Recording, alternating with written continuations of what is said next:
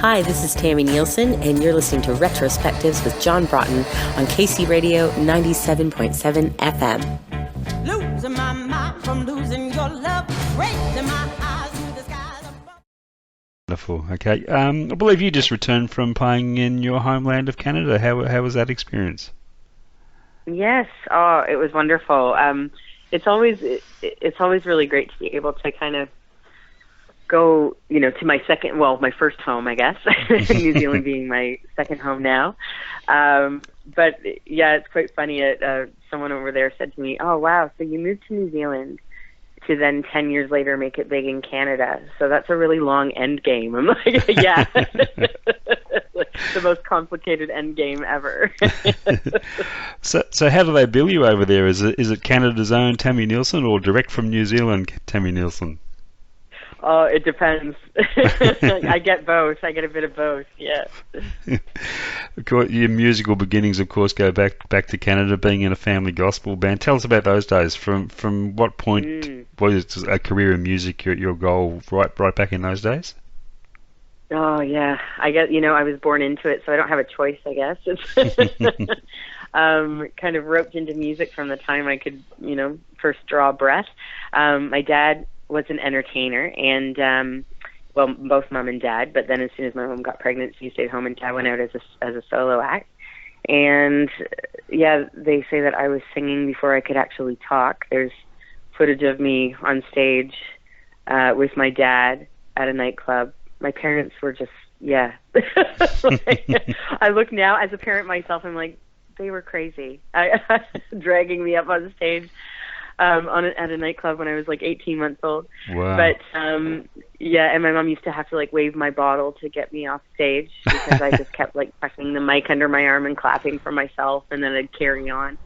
But I guess singing professionally, from the time I was 12, we hit the road and started touring full time when I was 12, and we're pretty much on the road for a good solid decade before we came off of the road. So in that time, the family band was my mom and dad and my two brothers, and we toured all over the U.S. and Canada, and got to open for people like Loretta Lynn and Johnny Cash and all of these incredibly iconic artists. And when you're growing up in that, however you grow up is normal to you. It's not until you become an adult and look back and go, actually, that wasn't normal. That was not the normal way to grow up. But it was a wonderful way to grow up. Yeah, so I guess life on the road is something you've never really had to become accustomed to. It's always been there. No, yeah, that's just a part of life. I remember a girlfriend of mine saying to me, "Oh, don't you love walking into a hotel lobby and it's just like, it smells like luxury, and oh, it's just so nice knowing you don't have to make your bed and all that." And I said, I walk into a hotel lobby and it smells like home. For me, that's the equivalent of like some people walking in the door and smelling their mom's home cooking. Yeah. That's the same feeling I get when I walk into a hotel, that nostalgia and like, I'm home. So what would be the main road lessons you learned back in those days that have carried through to your days on the road now as a solo performer and helped you deal with it? Oh, man. I guess, having a front row seat, really, to watch how my dad and mom ran our careers and ran our time on the road. And, my dad was kind of all these roles wrapped into one. He was the booking agent. He was the tour manager. He was the driver of the tour bus. He set up the equipment. He did the sound. He did the show. He packed down. Seeing that really practical, getting your hands dirty and getting it done yourself tenacity, I think, is what really kind of gave me the training I needed to keep moving forward in the music business. I'm self-managed myself here in New Zealand. I've just recently taken on international management. But it's when you've been doing it, you're seeing somebody do that your whole life.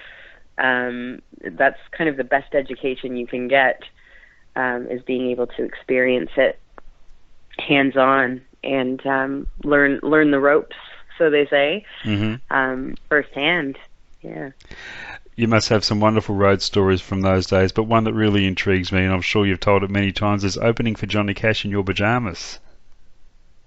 Yeah, that's not a sentence a lot of people utter. No. Yeah, that's definitely a golden oldie for sure. That's something that will stay with me. I think one of those moments in the music business that stays with you until the day you die. We'd just finished doing a gig. We were in British Columbia in Canada, and we just finished doing a gig and had to drive through the night to the next festival, which is where we were going to be opening for Johnny Cash at this festival the next day. And so we got in the car, and I put on my pajama pants, because that's what when you're traveling to the next gig late into the evening, that's what you do, and get comfy. And so we were trucking down the highway, and our motorhome caught fire. And it was a brand new motorhome, and there was an electrical fire under the fridge of all things. And it ended up, of course, all of our clothes were damaged, and the instruments had smoke damage, but just they were stored underneath the motorhome, so in a separate area. So they survived, thank goodness. But that meant that I had to rock up to the festival, and we had to perform. I was in my pajama pants, and the festival was kind enough to give us all matching festival T-shirts. And so that's how we did our set. We did our set in matching festival T-shirts and my pajama pants. So as you can imagine, being like an 18-year-old, a teenager, and totally, insecure and not feeling at all like I was cool in any way, I was a little bit overwhelmed to actually speak to Johnny Cash. And I mean, I kick myself, because if I could go back in time, I'd be like, who cares? Just talk to him. But my dad and my brother spoke to him. But yeah, I was too mortified that I was in my pajamas and a festival T-shirt. Something you can laugh about now, but I'm sure it wasn't funny at the time. No. No. Hey, you take yourself a little bit more seriously when you're 18. Yeah. Yeah. Hey, you co-wrote some songs in your early days with Dennis Morgan, the successful songwriter. How did you look back on that time in terms of your development as a writer? Dennis played a huge part in mentoring me. I guess for me, I had been writing. My dad was my main mentor and the one who taught me kind of the craft of songwriting. And then, it was probably around that same time when I was 19 or 20 that we met Dennis. And I guess just having somebody who had he's in the Songwriters Hall of Fame in Nashville. He's wrote massive hits, Smoky Mountain Rain, and I Knew You Were Waiting for Me by Aretha Franklin and George Michael, and all these huge hits. And I guess the biggest boost for me in confidence as a songwriter was having somebody of that caliber, having a belief in me, this teenage kid,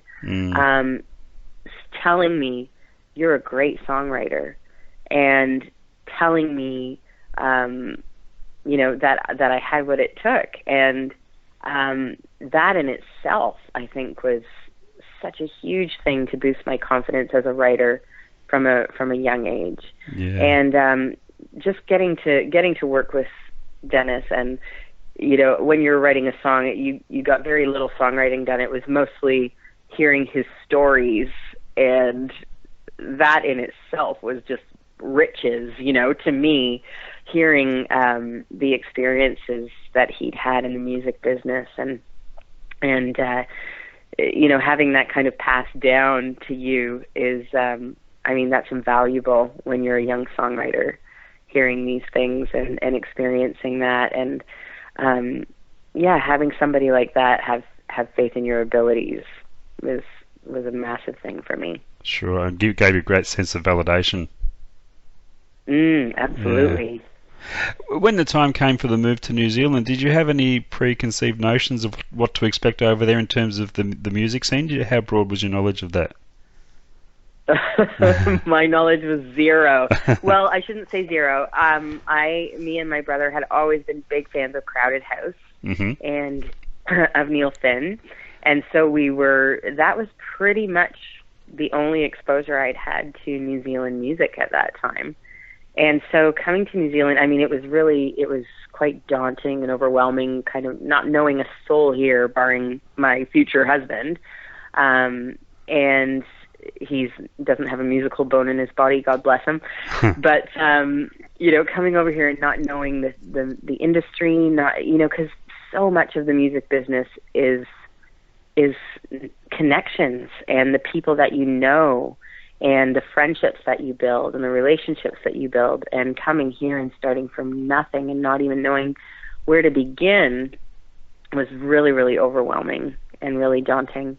But the great thing, everyone said to me when I was leaving Canada and moving to New Zealand for love, they were saying, "What are you doing? Everybody leaves there to come here to make it in music, and you're committing career suicide. It's so small. There's no industry there." And everything they said to me that was a drawback, that was a negative, has actually been what has become a massive positive and a huge benefit to me as an artist. I just said to them, well, there will be less competition then, and I'll be able to make an inroad faster. And that's absolutely true. Within being here, I'd been here 3 years, and I won my first TUI award, which is like your ARIA or the State's Grammy, Yeah. And that never would have happened, if I'd stayed where I was, and getting to open for people like Emmylou Harris and Mavis Staples and James Taylor. I mean, that would have just been something I would have thought as impossible as a solo artist, even though I'd gotten to, as a family band, we'd gotten to open for people like Johnny Cash. But, then starting out as a solo artist and kind of having to walk that road by myself and begin again, things happened much faster here because it's a small industry. I got to make those relationships and those connections a lot faster. And yes, and 10 years later, it's brought me now to touring internationally, and that includes, of course, the wonderful Australia. Yeah. Just the same, New Zealand, not exactly known as the country music capital of the world. Was it hard finding like-minded musicians at first when you got there? When I first got here, I didn't even know where to start. And then something, quite unique happened. The Christchurch earthquake tragically happened. And when that happened, I was in the South Island, and I was supposed to do a show a few days later in Littleton, which is close to Christchurch, which is where the epicenter of the earthquake was. And when that happened, I got in touch with a musician that I'd met, Adam McGrath of the Eastern, and he was a Littleton musician. And I heard they were doing these pop-up concerts all over Christchurch because there was no power, there was nothing. People were riding around on their bicycles with battery-powered radios strapped to their handlebars so people could hear what was going on. And it was just kind of right back to the basics of humanity and survival. And I got in touch with him and said, listen, obviously the venue is gone. It's and we can't do our show, and we won't be doing a show anyway. We would love to come and perform and just, raise people's spirits and sing wherever you guys are singing. And so he sent me the details, and at that show is where I met Marlon Williams and Delaney Davidson, Aldous Harding, Nadia Reid, all of these artists who are now making huge waves internationally on the world stage, all kind of came from that time in Littleton. And it's just amazing to me that I guess it was just one of those kind of intersecting paths and being together at the right time, and started working extensively with Marlon and with Delaney and all of that kind of Littleton scene, and recording my albums there. And that's where the very much Americana alt country scene started to kind of have a groundswell. And I found that I'd found these musicians that were kindred spirits. And so it's just kind of, it's amazing the growth in the Americana scene just in the last kind of 5 years has been pretty amazing here in New Zealand. There's a real melting pot of styles in your music. There's obviously the country, there's some blues, your gospel roots are there too, of course. Is that diversity always something that you're striving for? Yeah, I guess that's just me. Like, it's not something that I actually sit down and go, I want a bit of this and a bit of that. And I guess it's just all the influences and all of the music that I love. And I guess for me, all of that music stems from the same kind of hotbed of, the Deep South in the States. Soul, blues, gospel, rockabilly, country, all of them come from that really Deep South. And from it, I guess it comes more from an era for me. I definitely gravitate to that more, golden age of the 50s and 60s, and my music reflects that. And I guess all of those artists, on the Sun Records label and the Muscle Shoals albums, and all of those artists were not so bound by having to be labeled by a specific genre. They all kind of had these, the same vein kind of went through all of the music, and they could touch on all of those genres and not have to specify. And so I guess for me, being an independent artist, I don't have, someone trying to mold me or to say you have to, kind of slot into this genre for us to be able to make it a sellable product. I don't have that happening. And so I'm free to, I find I'm first and foremost a singer and a songwriter. And so I will kind of take wherever my voice takes me is what I'm going to sing, and it doesn't have to be bound by just one genre. Now, your album, Don't Be Afraid, was very much a loving tribute to your dad. A personal project like that must have been a very emotional experience for you. It definitely was, yeah. We had the studio time booked long before, and I lost my dad quite rapidly, and he went downhill very quickly in the span of weeks. And I went to Canada, and we lost him, and I was there for a month to stay there with my mom, and my family flew over to be with me there. And I was supposed to go into the studio like 8 weeks later, and my mom said to me, "What are you going to do?" And I said, "Well, I can't do it. I have to cancel." And she started to cry and said, "I don't think your father would have wanted that. I think he would have wanted you to keep going with this momentum that you have." And, the musicians, I had musicians and producers and people booked that were kind of from far-flung corners of the earth who had been touring and were coming back for it, and flights had been booked, and I just was not in that headspace. And I guess for me, the turning point was, my dad had his final song that he wrote in the hospital was the title track, Don't Be Afraid. And, that song in itself, the lyrics spoke to me very much about don't be afraid, I'm with you. And, but it also drove me, he'd written half the song, and you'll hear at the very end of the album, the last track is him singing the first verse before his levels dropped, and we had to stop. And I said, okay, we'll stop, and then I'll bring it back. I'll bring this back tomorrow, and we'll, pardon me, I'll bring your guitar back tomorrow, and we'll get the second, we'll get the second verse and the rest of the song. And unfortunately, we lost him the next day. And so my brother and I felt this urgency in this drive. We were driven to finish the song that was kind of his last will and testament, because he had all the lyrics written, but we just kind of had to guess where he was going to go musically. And so in doing that, we wrote it and we performed it at his funeral, which I still don't know how we got through that to this day. And when we did that, I think my focus shifted. I kind of went, hold on, like, I actually need to do this, because, you know, my promise to my dad in the hospital, the last thing I said to him before we lost him was, I promise you that not a note of your music will go to waste, and I will be your legacy, I will be your voice.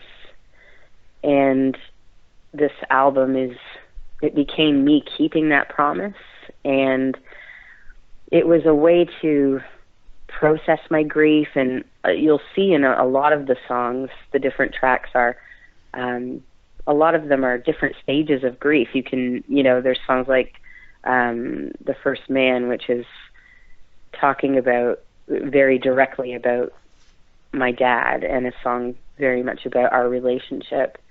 And then there's songs like Holy Moses, which is quite an upbeat, raucous, driving song, but it was very much written in the angry stage of grief, where I was feeling overwhelmed and, you know, at the fact that, you know, the grieving process. And so it's, for me, I feel really privileged as a songwriter that I could create something tangible that I could hold in my hands, as, you know, this is my promise kept, and this is his legacy.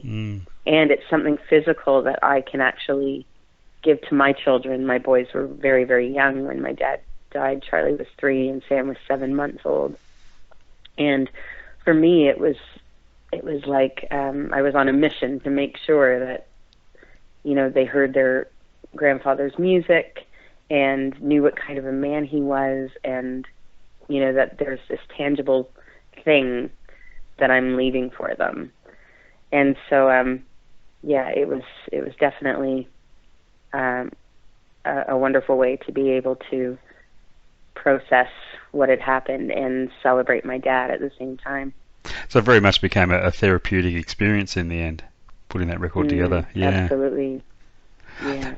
Tell us about balancing motherhood with a music career. Have you mastered that art form yet?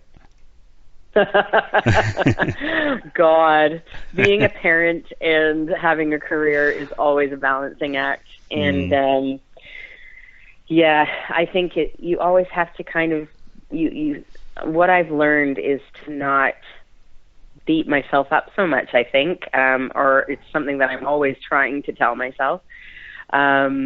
You know, balancing motherhood and a career, and making sure that, you know, motherhood doesn't suffer, and while still trying to keep a successful career going that is, in the end, actually, as I said, what I'm leaving for my children, a life that I'm creating for them as well. And I guess, you know, the pressures of it can be really overwhelming. I really noticed, I guess, growing up in a band where, you know, my dad equally parented with my mom. When because he was a performer, he was singing on weekends and at night when we were in bed. So we had the luxury of having two parents home all the time. And that's how I grew up. And then, of course, into my adulthood, and when we performed together, Mom and Dad were equally shouldered the responsibility of raising us. And then I've married a man who is wonderful, and when I go on the road, he equally parents our children.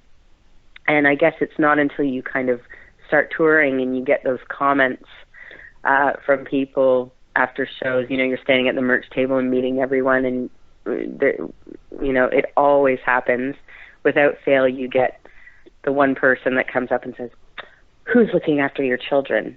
How can you leave your kids?" And, you know, that's just something that you're always going to get people that can't see the way that, you know, they've had a different life experience and have different judgments. And so, I mean, it's hard enough when you're touring. You're exhausted, first of all, and you're missing your children with every fiber of your being. You're already loaded down with the guilt you've put on yourself for not being there all the time.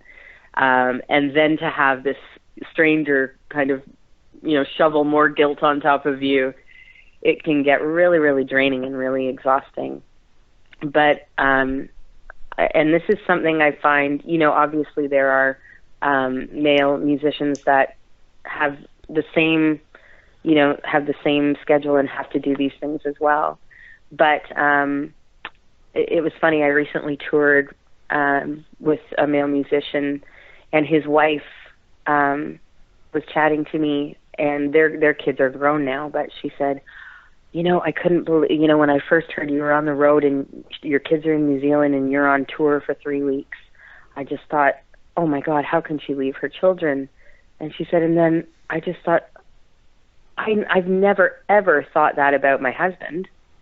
I've never once stopped and judged him for being away from the kids. But I guess that's because, you know, I make sure everything's taken care of and everything runs smoothly while he's away. And I said, well, my husband does the same thing. Everything runs really smoothly while I'm away, and they're happy and they're taken care of and they're having great daddy time. And she said, I guess you're right. And she said, you know, it just goes to show how deeply ingrained it is in us, in our society. We think we've come so far with equality, but at the end of the day, you know, it's so deeply ingrained in us, the roles that we are expected to play as males and females. And she said, you know, he might be away and he might miss the kids and all of that, but he never gets judged and doesn't have that crippling judgment piled on him just because he's expected to be the primary caregiver because of his gender, you know? Yeah. And so there's so many challenges that, you know, you definitely face all the time, but I figure that the best way to be an example to my boys, you know, I was talking to a girlfriend who's also a female musician who's a mom, and I said, how do you deal with this? I don't even know if I can go on doing this. I've been doing it my whole life, but this is something that, because it's so close to my heart, you know, my boys are my heart. And how do you cope with this? And she said, you just have to remember, Tami, you know, we are teaching our kids by example. We're never going to have to say to them, now, make sure you follow your dreams, make sure you work hard. She said, because they see you they doing see it, yeah. Yeah, and they're watching you achieve your goals and work hard and follow your dream and your passion and doing it well and doing what you're good at. They are seeing a strong female role model, and they're not going to expect whoever they end up in a relationship with to stay at home and you know, not follow their passions and whatever that is. And so she said, you know, that's something that you can think about. And the thing is, we are leaving something for our children. This is what we're working toward. And that really, really spoke to me. And of course, there are still days where I just wish I could stay home in my stained yoga pants and bake cookies with my kids, you know, and just do that forever. That would be a wonderful thing as well. And God, there's no harder job in the world than being a parent. And you know, I have a sister-in-law who has 4 kids, my little nieces and nephews, and she's amazing. She's a stay-at-home mom, and that's her passion, and that is what she does. And I think that is incredible. And it is the hardest job in the world. And being able to balance that and still keep what my passions are and what my really, it's so wrapped up in my identity. Music is so wrapped up in my identity, is something that's always, it's a balancing act. And you have to do that for everything that you love and care about in this world. Now, your Dynamite album was such a groundbreaking album for you. It was a wonderful, spontaneous feel to it. It captures the live energy of your performance in a studio setting, which is not easy to do. Is that your preferred way to record, to keep it simple and basic and spontaneous like that? Oh, definitely. Yeah, that's. I guess for me, my first love is live performance, and I always feel, no matter how hard you try, it's really hard to capture that in a studio setting. And so that tends to be my go-to, is all of us. And I guess it kind of harkens back to the days when I used to play with my family, and we would record all of us live off the floor in one room.